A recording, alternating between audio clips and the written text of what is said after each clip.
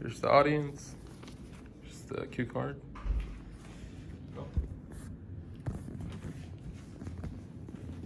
Hi.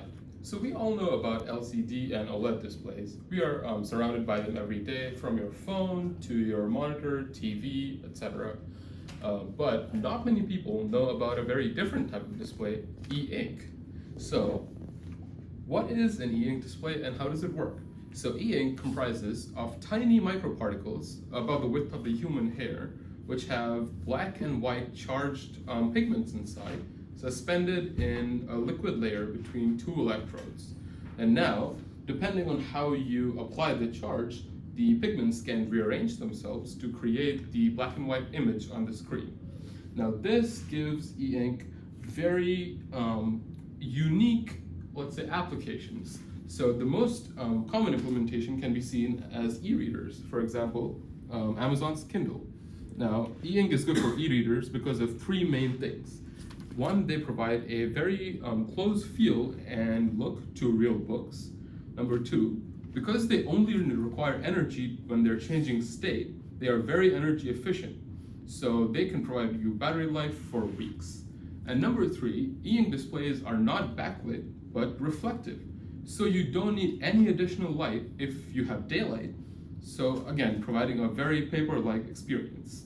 I've had an e-reader since I was like 14, and I have been reading books for much longer. So I have done a lot of research on this topic. So some people might think, oh, but I prefer reading on a real book. I know, because I used to be one of them.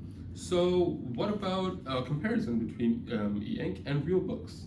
For that, we can take a look at the study done in December 2011, published in the Displays Journal by Eva Seinthaler, a research assistant at the Swiss Distance University of Applied Sciences, and her colleagues.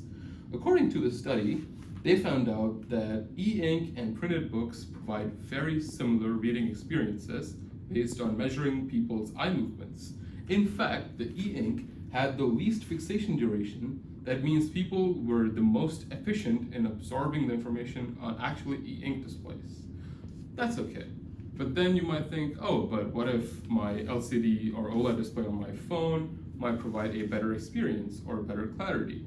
So the same people, Eva Seinthaler and her colleagues, also conducted a study comparing LCD and e-ink, specifically about visual fatigue and strain.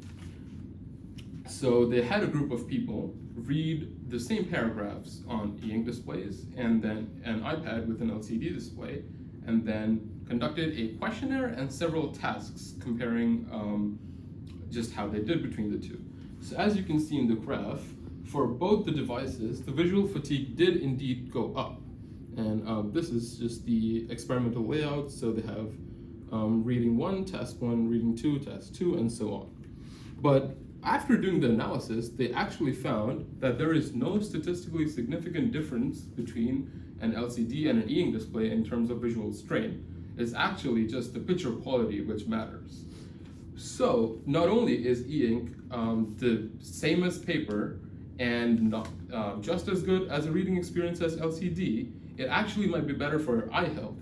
According to a research article published by Dr. Wang and colleagues in the Society for Information Display on March 2023, e-ink displays actually have better blue light production than LCD or OLED displays.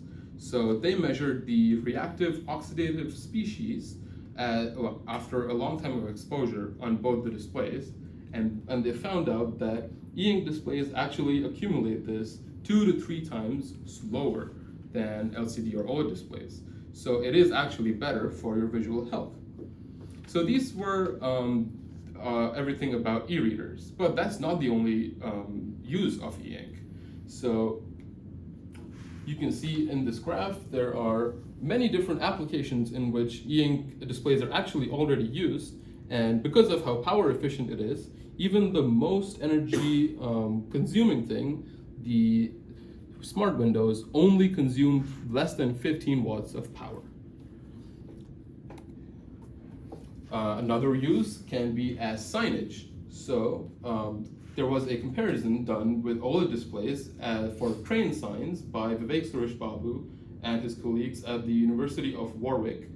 And here you can see the test apparatus and then the actual test being conducted.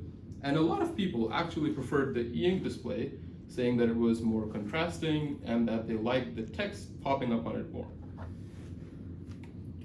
E-ink another benefit is that it's sustainable. So a study found that nearly 12% of landfill waste in the US is actually paper, and a lot of that comes from universities. So many universities have started to adopt e-ink in a lot of their processes. For example, the University of Newcastle in Australia has implemented e-stops, which are bus stops, which have e-ink displays which can provide information in real time and are powered by solar panels because they're so energy efficient. And you can also see that some universities have moved over to e-signs depicting what class can be held where in the lecture halls.